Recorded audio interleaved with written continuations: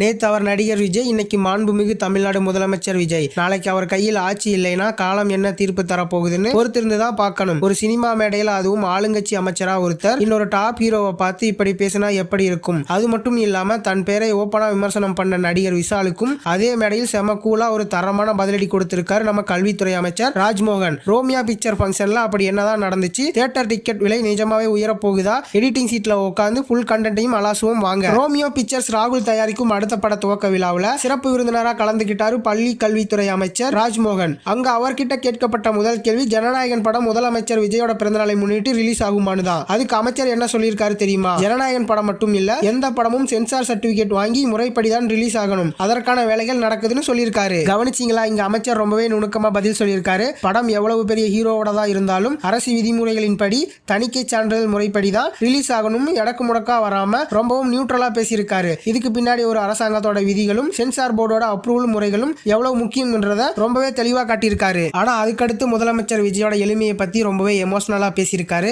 அவர் ஒரு மிகவும் எளிமையான உதவி இயக்குனருக்கு மகனாய் பிறந்தவர். இவ்வளவு பெரிய இடத்துக்கு வந்த பிறகும் அவரோட பிறந்த நாளுக்கு பார்ட்டி வைக்கிற பழக்கம் கிடையாது. அரசு மருத்துவமனையில் பிறக்கிற குழந்தைங்களுக்கு தங்க மோதிரம் அணிவிக்க சொல்வாரு. ஏழை குழந்தைகளுக்கு ரொட்டி பால், படிக்கிறவங்களுக்கு படிப்பகம்னு அவரோட செயல்பாடே வேற லெவலில் இருக்கும். அதாவது விஜய் அண்ணாவோட பர்த்டே அன்னைக்கு படம் ரிலீஸ் ஆகுதோ இல்லையோ, ஆனா தியேட்டர் வாசல்ல ஏழைகளுக்கு உதவி செஞ்சு அந்த ரசிகளோட கொண்டாட்டம் தான் நிஜமான ஜனநாயகன் திருவிழான்னு அமைச்சர் சொன்ன இடம் தான் பக்கா மாஸ். இங்க இன்னொரு முக்கியமான விஷயத்தையும் நம்ம கவனிக்கணும். இந்த விழாவை நடத்தினது ரோமியோ பிக்சர் ராகுல். தமிழ் சினிமாவில் இப்ப ரொம்பவும் ஆக்டிவா இருக்கிற டிஸ்ட்ரிபியூட்டர் மற்றும் ப்ரொடியூசர் ரெட் ஜெயின் மூவிஸ் கூட பிசினஸ் பார்ட்னர்ஷிப்ல இருக்கிறவரு. அப்படிப்பட்ட ஒருத்தரோட மேடையில தான் அமைச்சர் இவ்வளவு ஓப்பனா பேசியிருக்காரு. சோ இந்த மேடை சாதாரண சினிமா மேடை இல்ல, இதுக்கு பின்னாடி ஒரு பெரிய இண்டஸ்ட்ரியல் பாண்டிங் இருக்கு. இதையெல்லாம் விட அடுத்ததா கேட்கப்பட்ட கேள்விதான் அந்த மேடையில அதிர வச்சது. அடுத்த படத்துல தளபதி விஜய்னு போடுவீங்களா இல்ல முதலமைச்சர் விஜய்னு போடுவீங்களா? இதுதான் கேள்வி. இதை கேட்டுட்டு பதற்றம் அடையாத அமைச்சர் ராஜ்மோகன் செமையா யதார்த்தமா அதே சமயம் பஞ்சு மாதிரி ஒரு பதில கொடுத்தாரு. நேத்து அவர் நடிகர், இன்னைக்கு முதலமைச்சர், நாளைக்கு என்ன நடக்கும் காலம் தான் தீர்ப்பு சொல்லணும், ஆனா எங்களுக்கு பொறுத்தவரை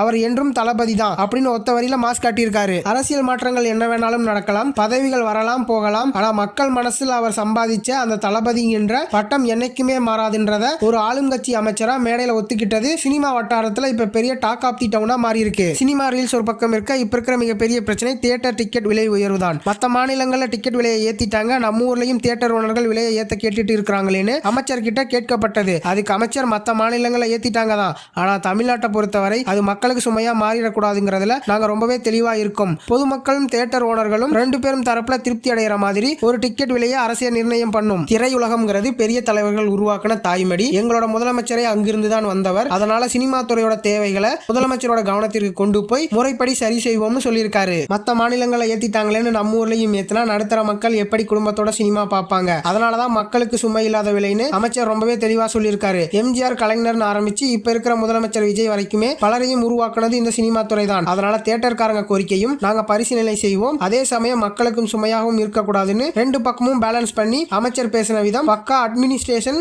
மெச்சூரிட்டியை காட்டுது. சரிப்பா, இதெல்லாம் ஓகே. கடைசியா ஒரு வெடி வெடிச்சது பாருங்க. சினிமா துறையில இருக்கிற ஒருத்தர் உங்களை ஓப்பனா விமர்சனம் பண்ணிருக்காரு அப்படின்னு செய்தியாளர் கேட்க, அது யாருன்னு நமக்கே தெரியும், நடிகர் விஷால் தான். பொதுவா அரசியல்வாதிகள் தங்களை யாராச்சும் விமர்சிச்சா உடனே பிரஸ் மீட் வச்சு அட்டாக் பண்ணுவாங்க, இல்லைன்னா கோவப்படுவாங்க. ஆனா இதை கேட்டுட்டு அமைச்சர் ராஜ்மோகன் ரொம்பவே கூலா சிரிச்சுக்கிட்டே, நீங்க சொல்றது புரியுது, நண்பர் விஷால எனக்கு ரொம்பவும் பிடிக்கும், அவரோட படங்கள் பலவற்றை நானும் பார்த்திருக்கேன், அவருக்கு என்ன தெரியாமல் இருக்கலாம், ஆனா எனக்கு அவரை நல்லாவே தெரியும், அவரோட நம்பிக்கை பெறும்படி நான் நல்லா வேலை செஞ்சு என் தளபதியோட பேரை காப்பாற்றுவேன் அப்படின்னு நச்சுன்னு முடிச்சாரு பாருங்க. அங்க நிக்கிறார் அமைச்சர். அவருக்கு என்னை தெரியாமல் இருக்கலாம், ஆனால் எனக்கு அவரை தெரியும். இந்த ஒற்றை வரியில ஈகோ இல்லாம அதே சமயம் என் வேலை மூலமா நான் யார் என்று நிரூபிப்பேன், என் தலைவன் பேரை காப்பாற்றுவேன்னு சொன்னது செம Loki style critical thinking maturity. சினிமால இருக்கிறவங்களுக்கு அரசியல்வாதிகள் தெரியாமல் இருக்கலாம், ஆனா ஒரு அமைச்சரா எனக்கு சினிமால இருக்கிறவங்களையும் தெரியும், அவங்க படங்களையும் தெரியும். ரொம்பவே நியாயமா செம டாப் ஆங்கிள் நின்று பதில் சொல்லியிருக்காரு. விஷால் விமர்சிச்சாலும் அமைச்சர் கொடுத்த இந்த கூலான பதிலை பத்தி நீங்க என்ன நினைக்கிறீங்க? அதே மாதிரி தமிழ்நாட்டில் தியேட்டர் டிக்கெட் விலை உயரணுமா வேண்டாமா? உங்க கருத்தை கமெண்ட் பாக்ஸ்ல சொல்லுங்க. வீடியோ பிடிச்சிருந்தா லைக் பண்ணுங்க, உங்க சினிமா ஃப்ரெண்ட்ஸுக்கும் ஷேர் பண்ணுங்க. மறக்காம லோகன் டாக்கீஸ் சேனலை ஃபாலோ அண்ட் சப்ஸ்கிரைப் பண்ணிக்கோங்க. சினிமா டாக்கீஸ் எப்போதுமே லோகன் டாக்கீஸ். அடுத்த வீடியோல சந்திக்கிறேன். டாடா பாய்.